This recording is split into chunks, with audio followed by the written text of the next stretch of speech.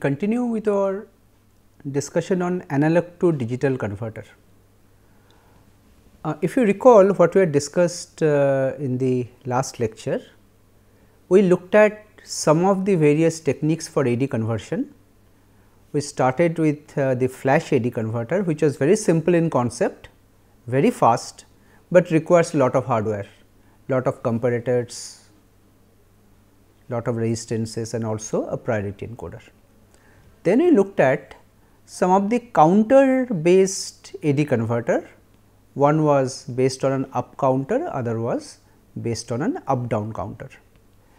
Now, in both of these methods, if the total number of bits is n, the number of steps can be 2 to the power n. So, in the worst case, the counter has to count from 0 up to 2 to the power n. So, the worst case conversion complexity was 2 to the power n clock cycles.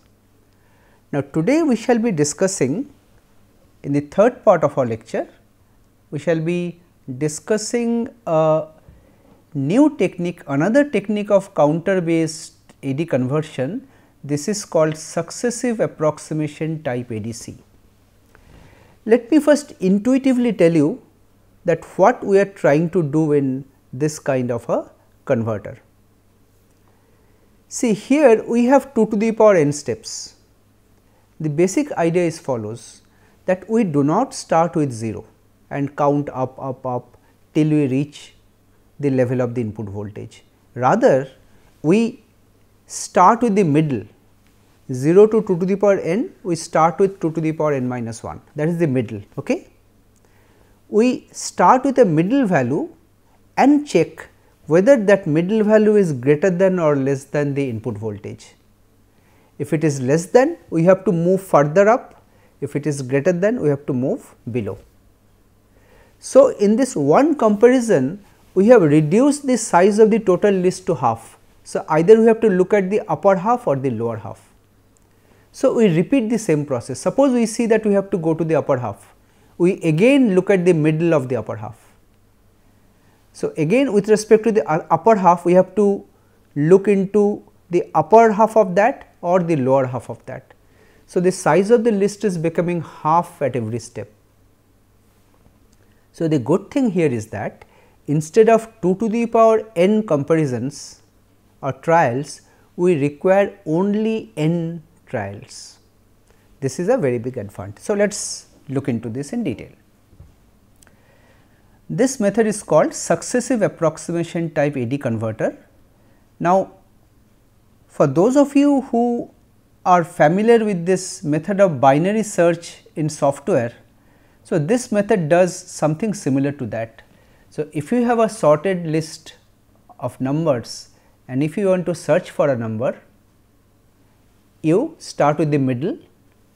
So, you take a decision either to look into the left side or the left or the right side, again look into the middle of that half and so on. So, for n numbers, the complexity of searching becomes log n, log to the base 2. Same thing happens here. Okay? So, here, so as an analogy, so you can assume that the number we are searching here is the input voltage. Okay? So, we start with the middle of the list, as I have said, and after comparing the middle of the list, we have to look at either the upper half or the lower half, and as I said, if there are 2 to the power n steps, the advantage we gain is that number of steps required is reduced to only n. So, what modifications are required to have this? See, earlier we used a counter, either an up counter or an up down counter. Here we use a modified version of a counter, not exactly a counter. This is something called a successive approximation register, which simulates this binary search in hardware. Let us see how it works. Let us take an example of a 4-bit successive approximation register. We start by making the most significant bit 1, that means 1 0 0 0. So, in decimal what does 1 0 0 mean? It is 8. So, we have a range from 0 to 15. So, 8 represents approximately the middle point. Okay. So, we search the middle. Then we check the output of the comparator, whether the input value which you want to convert is less than or greater than this value. If it is less than, if you have to go down, what we do? We change this 1 to 0 and set the next bit to 1. But if we find that it is input value is less, input value is greater, we have to move up. So, we leave this bit as 1, we set the next bit to 0. So, we set the next bit to 0 always, but either the current bit we reset to 0 or leave it as it is. You see 0100 means 4, which is the middle point of this half, and 1100 is 12, which is the middle point of the upper half. This process we go on repeating. Okay. So, if there are n number of bits in this word, the number of steps we required will this will be n only. So, instead of 2 to the power n, we have a technique here where you require only n number of steps, right. Let us pictorially show it in terms of a decision diagram like as shown in the left. So, as I said, for a 4-bit converter, I am taking the example of a 4-bit converter. We start with 1000. Suppose the input voltage V in that we have applied, that corresponds to the digital output, let us say 1001. So, 1001 is my expected output. The way the searching will proceed is as follows. You first make a comparison here. The output of the comparator, there will be a comparator which will be comparing the current voltage from a DA converter with the input voltage.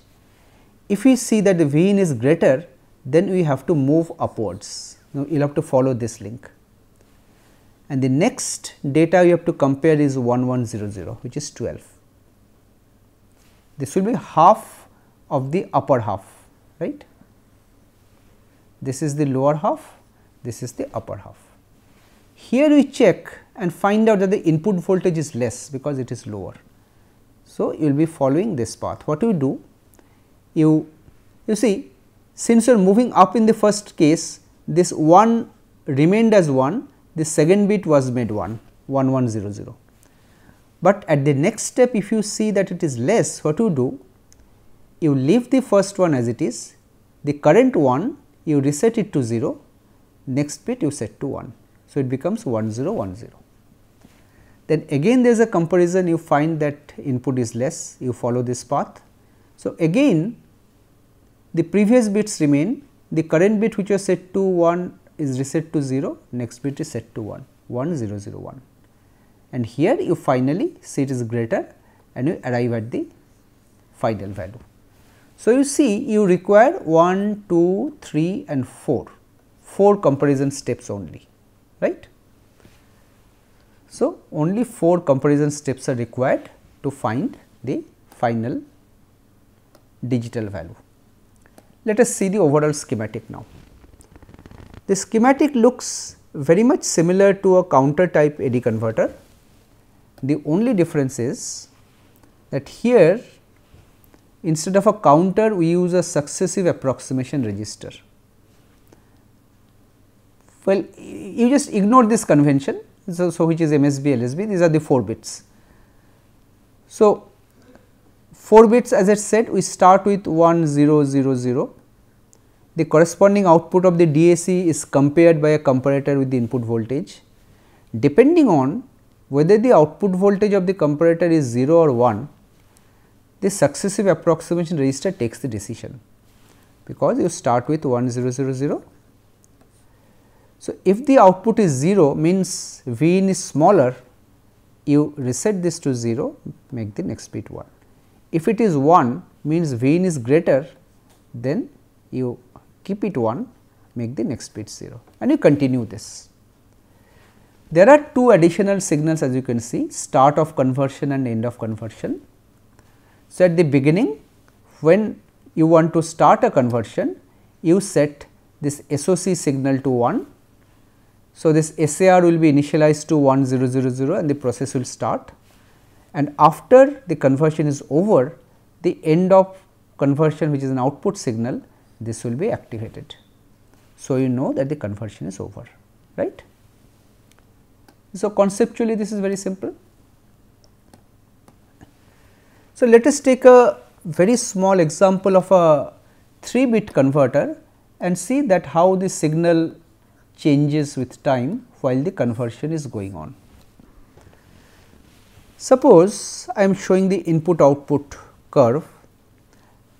So, along the x axis I am showing number of iterations, and along the y axis is the output voltage of the DA converter, because we have the DA converter, successive approximation register is feeding the data to the DA converter,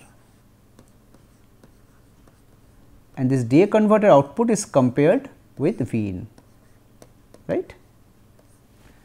So, this output of the DA converter we are plotting along the y axis, and suppose this is my input voltage V in. So, first iteration we shall be starting with 100, this corresponds to 100, the first iteration here. So, you see this is the level of the voltage,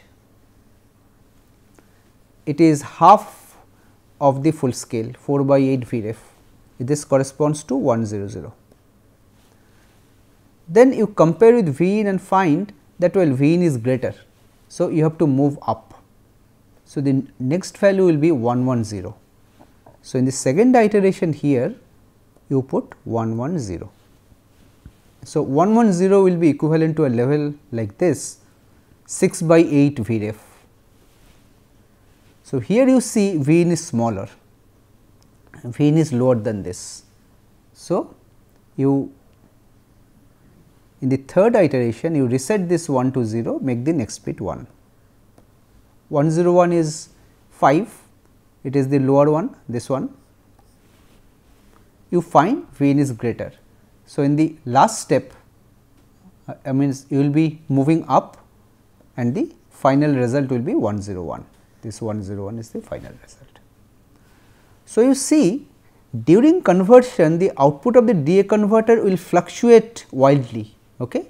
Unlike a simple counter type where the voltage rises steadily from 0 up to the input voltage level, but here since you are doing something like a binary search, the voltage level will fluctuate like this and then it will stabilize. Okay. This is how the successive approximation AD converter works. Okay. Fine. Now, the last kind of converter that you want to talk about here is something called dual slope type AD converter. Now, dual slope type AD converter is accurate, is quite accurate, but the problem is that because you have some op amp based circuits you are using here, speed of operation is a little slower. Okay. Let us try to understand how it works. These are the components required. As you can see, there are 6 things required which you can identify in this diagram. Op amp based integrator, I shall talk about this. This is your operational amplifier. Then you have a binary counter, this is your binary counter. You have a clock, you are applying a clock. You have some control logic, of course, some control logic. You have a voltage comparator, this is your comparator, and you have some electronically controlled switches. There are 2 switches, one is this S1, other is this S2. The switch S1 works as follows. This input of this op amp, this point is either connected to an input voltage from here or is connected to a reference voltage out here. So, it switches like that.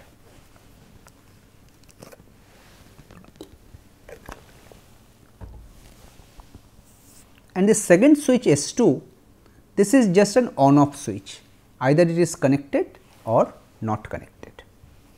Okay. Let us very briefly talk about how an op amp based integrator works without going into the mathematical details. Well, you have already seen how an op amp can be used as an amplifier, non-inverting and inverting. Now, in an integrator, in this feedback, instead of a resistance, you use a capacitance. So, this looks very much similar to a inverting amplifier. If this is V in, this is V out, it like this. So, here what happens, well again without going into the derivation, if you look at the output voltage, suppose initially the capacitor is discharged, there is no charge, because this point is at 0 volt, this because other point is grounded. So, VO will also be 0. So, if you just plot V0, I am just plotting V0, this is the 0 level. So, it starts with 0. Now, with time, with a time constant of RC, this capacitor will go on charging, and because it is inverting, it will go in the negative direction. Okay. This is how this integrator works, right. And just one point to note is that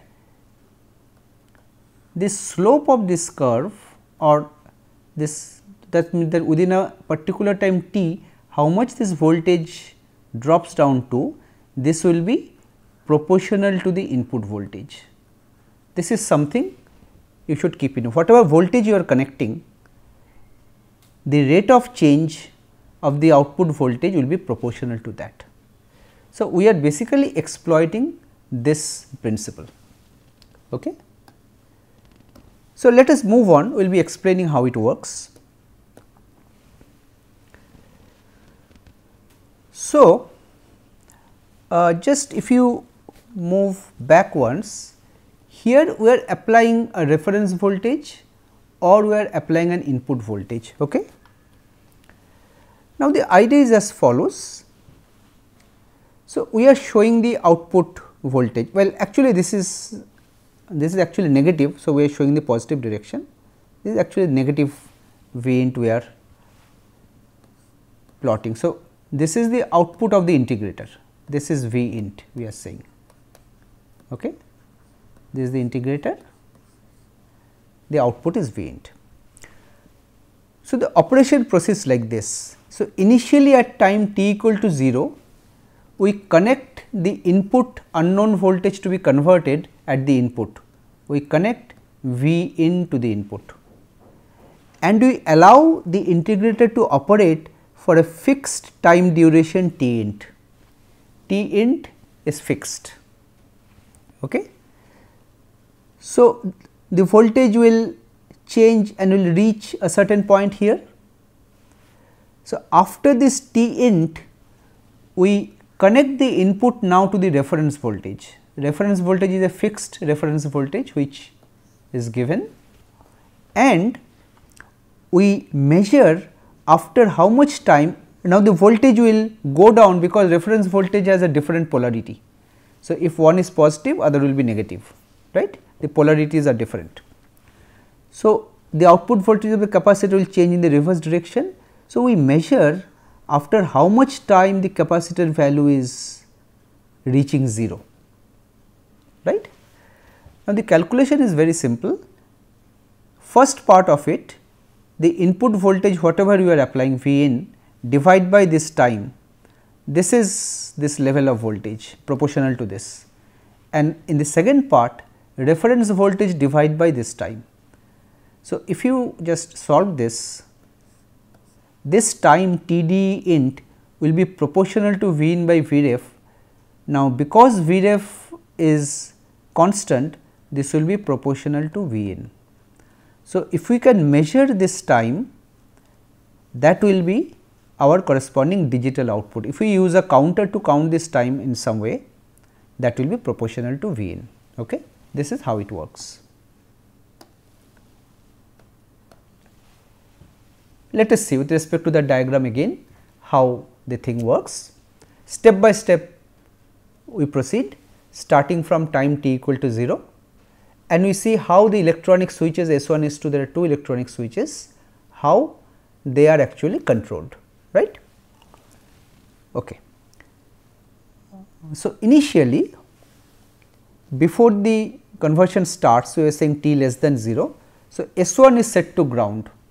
So, S1 is set to ground, S2 is closed, which means the capacitor is totally discharged and the output voltage V0 out here, V0 is at 0 level here.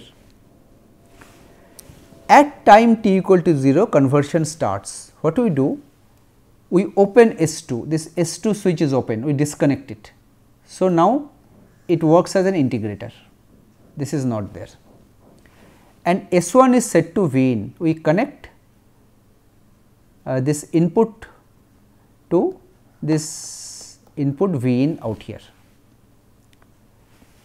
and there is a control logic and a counter. This counter will count up to a certain count value, this will measure this t int. So, we allow this to happen till t int time elapses.